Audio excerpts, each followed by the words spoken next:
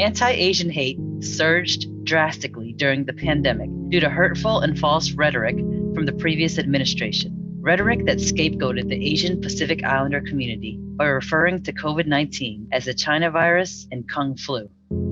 Since March 2020, API communities have felt the adverse effects of these words. With over 3,000 reports of verbal harassment, violence, and murder, API targeted hate crimes have increased by nearly 170% over the past year, despite overall hate crimes decreasing during the pandemic.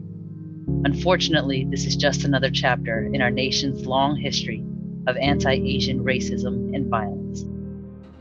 All forms of racism are ultimately rooted in white supremacy, the belief in white superiority over other racial groups. Anti-Asian racism often labels API individuals as perpetual foreigners who fail to assimilate to white standards and cultural norms.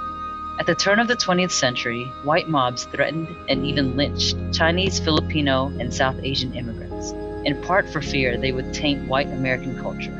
White supremacist groups helped to pass the Chinese Exclusion Act, the first law to ban an entire ethnic group from immigrating to the U.S.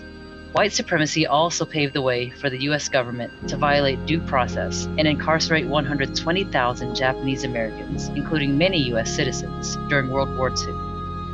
One of the individuals interred was Fred Hoshiyama, a staff member from the San Francisco Japanese YMCA. Fred developed Y programs to help address the social, educational, and recreational needs of his fellow interred Japanese Americans.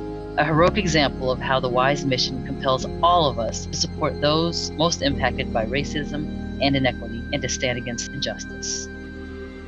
Today we must continue to speak out and act on behalf of our most marginalized neighbors. Violence against Asian Pacific Islanders deserves our nation's attention and outrage, and it demands action.